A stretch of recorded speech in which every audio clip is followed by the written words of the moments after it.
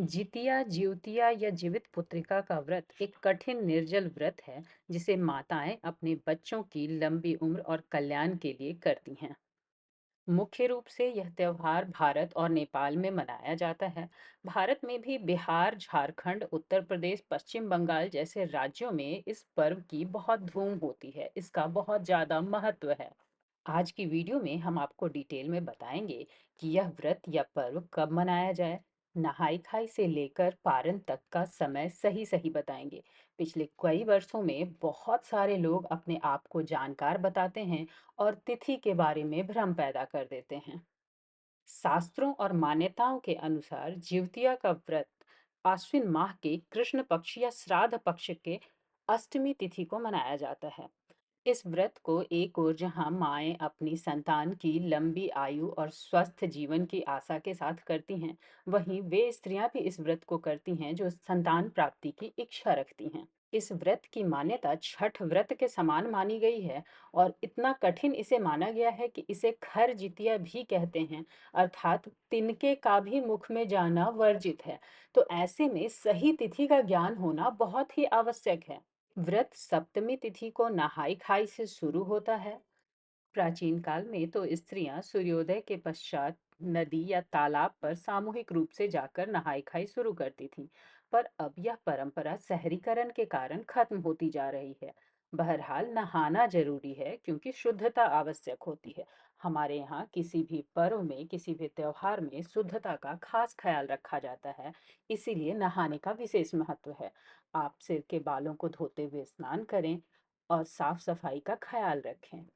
जितिया के व्रत से कई व्यंजन जुड़े हैं, जैसे होली में पुआ और छठ में ठेकुआ बिना पर्व पूर्ण नहीं होता है। वैसे ही जितिया के कुछ खास पकवान होते हैं जिसके बिना यह पर्व संपन्न नहीं होता है, जैसे नोनी का साग, तुरई की सब्जी, सतपुतिया झींगी की सब्जी, मड़ुआ की रोटी और भी कई तरह के प्रादेशिक व्यंजन इस व्रत में खाए जाते हैं। कई जगह सतपुतिया झींगी, कंदा, पोया साग खाया जाता है, तो कई जगह सब्जियों की एक या दो नहीं 56 वैरायटीज खाई जाती हैं। व्रत में यानी कि कई जगह इसको नहाई खाई के दिन खाया जाता है, तो कई जगह इसे खाकर पारण किया जाता है यानी व्रत समाप्त किया जाता है। आप अपने कुल और परिवार की परंपरा और मर्यादा के अनुसार इसका सेवन नहाई खाई के दिन या फिर पारण के दिन कर सकते हैं। नहाई खाई के दिन शुद्ध सात्विक भोजन ग्रहण करना चाहिए, ऐसा हमारे शास्त्रों में मान्यता है। वैसे भी अगर वैज्ञानिक दृष्टिकोण से देखें तो निर्जल व्रत के पहले शुद्ध सात्विक भोजन करना सेहत के लिए अच्छा होता है। इससे आपका शरीर अगले दिन के व्रत के लिए तैयार हो जाता है। साल 2024 में सप्तमी तिथि 24 सितंबर को दोपहर 12:37 तक है, यानी नहाई खाई मंगलवार के दिन 24 सितंबर को ही होगा।